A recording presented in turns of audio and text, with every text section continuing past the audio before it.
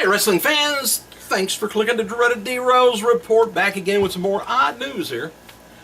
Paul Heyman was moved away from CESARO. Did you notice that on Raw? They really didn't bring up too much about it because Brock Lesnar is going to be returning soon. Probably the Monday right after Battleground. That's the post-Battleground that's going to be in Miami. So they want to get more of attention over back to him again. The guy that ended the streak. This may not be the end of the Heyman and CESARO relationship. Word is that they were just separated, for now because of his return. And it's said that if you notice Bray Wyatt, when he walked into the arena before last night's Raw in Richmond, and compared to how he looked on TV, it was like night and day. WWE's medical crew worked hard on draining the swelling around his eye, cleaned up the area, applied makeup to hide the injury that he suffered from the angle they did with Ric Flair in Madison Square Garden on Saturday night. I think the YouTube or the video is still on my the Diamond Dan Wrestling Hotline, so in case you missed it, still over there. I think I haven't checked it. But anyway, while Wyatt came out to the stage to attack Chris Jericho last night, you could tell he had a black eye, which you sure could. And the inside of it, on the white of the eye, wasn't white, red. And from backstage last night's Raw, word going around, Seth Rollins is okay, not injured. One source said Rollins was just selling the knee injury from the main event and did a good job of it. And it was noted that the suspicious how WWE kept the cameras off of Rollins when he went down. You kind of seen him grab the lower part of his, right below his knee, and then that was about it.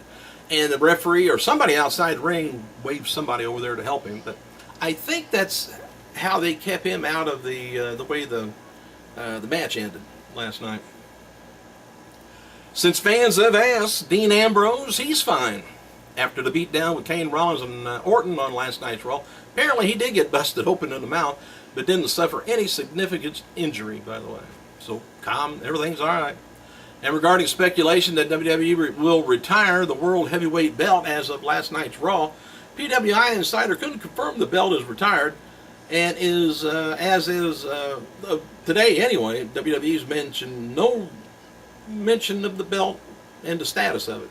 When Ric Flair returned to the backstage, though, from the segment with John Cena, he gave the belt back to WWE and did not leave the building with it. So that wasn't like a handoff to it. But, no matter what, that belt Ric Flair worked for. That's his belt. You can't say that it's not. He's done 16 times. I know Cena's at 15, but it's like I said, it's just totally different. And if they do retire it, they should give it to him. And if they don't retire it, they should give a duplicate of it. Or, I don't know. Now we'll see what goes on with it. It's kind of awkward to be running around and carrying two belts, though. And you see the size of them things, the buckle. The buckle's about that big, man. About twice as big as somebody's skull. Except for Prince Albert. And, remember David Otunga? Yep. Believe it or not, he's still signed with WWE and is currently doing fundraising for After School All-Star Kids. It's a program down in up in Chicago, and Otunga is selling $25 tank tops or T-shirts with funds going to the ASAS organization. Which, if you want to get some, it's the link that you can go to. And as far as wrestling, I don't know. They're kind of keeping him as a PR guy. Shane Helms announced on Twitter that of all things, WCW Group 3 Count is going to be reuniting in November. Shane Helms, Shannon Moore, Evan Courageous will be appearing at WrestleCade in Winston-Salem, North Carolina, November 29th at the Benton Convention Center. Should be a sellout for people 50 years and older. To celebrate his new relationship with the company, the WWE website's got has added a playlist featuring the Dark Side of Sting. And there's talk that Raw had that a stipulation may be added to one of the WWE Battleground pay-per-view matches on Sunday. Didn't say which one. And The Rock was in Toronto this weekend doing media for Hercules, and is now in the United States doing media, and including appearances on ESPN Sports Center this morning. And I just happened to watch, what was it? It wasn't ESPN, it was Fox News on the cable. And he was on there doing interviews. He's going to be everywhere doing media views. The movie looks good, really. There is no SmackDown pre-show or post-show this weekend. There's been a lot of talk that it's just a matter of time before WWE does away with all the pre-show and post-show except for the pay-per-view pre-shows. Which is okay. After 3 hours and 15 minutes of watching Raw, I'm kind of tired. And all they're going to do is just go back over what we just seen. So anyway, Scott Steiner versus Jerry Lawler. That match that WWE filmed for a future Lawler DVD project happened back on July 10th in Memphis and saw Lawler win by DQ when the wrestler named Dustin Starr interfered. The Memphis Wildfire Wrestling event was reportedly put on by Lawler's other son, Kevin. I haven't seen anything out of him, I don't think. And around 500 people attended, and it was standing room only. And at one point during the match, Lawler threw a fireball at Steiner. Didn't know he could still do that. And before the match began, Steiner threw a beer at a fan. No word yet on the footage WWE plans on using, or when the DVD is going to be released. And man, if it's going to be a DVD on Lawler, it's got to be more than 2 or 3 DVDs. That's got to be to cover everything, unless they do part 1, volume 2, whatever. A lot of footage.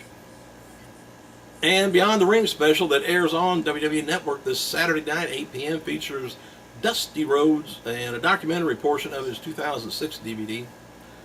The synopsis says, see how a common man made it to the top of the sports world and entertainment industry in this tell-all feature. I don't know if he told all. Probably be arrested if he did. The new feud between The Miz and Sheamus is scheduled to go on for a few weeks still, and noted before they will face each other at tonight's main event. And I also noted that a fan at Raw in Richmond last night booed after Sting's WWE 2K15 video aired because it first appeared that he may be debuting live in the arena. So people had the assumption Sting was going to be on Raw, but they thought he was going to be live. Nope. And I never said that. If you look at any of the other ones, I said he was going to be on there, but I didn't say he was going to be live. Time will tell. Regarding the commercial for Sting, though, it's Sting's inclusion in the video game. 2K reportedly spent $200,000 to produce it. All right, former Sting did look pretty good in that, didn't he? He don't look too good on the Warrior deal that's on the network. All right, former TNA knockout Rosita was once again used as Adam Rose's Rosebud on last night's Raw from Richmond. Other Rosebuds last night were Indie star Cab Conley and Ring of Honor's Mandy Leon. And former NWA WWE wrestler Sam Houston, he was visiting Raw in Richmond, Virginia today. Yesterday. Emma, she was backstage at Raw in Richmond also. She's been absent since the news of her arrest got out, but she was there, so she still got a job so far. WWE shop website, by the way, is releasing a new Sting t-shirt.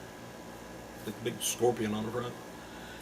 Three-time WWE Tag Team Champion Heath Slater turned 31 years old today. WWE Hall of Famer Jesse the Body Ventura, which he turned 63, which is in the news lately. He's suing people. And former WWE diva Cherry, 39 years old, WWE Hall of Famer and Mexican legend Mil Mascara, 72 years old. Thanks for clicking, you guys. I gotta go.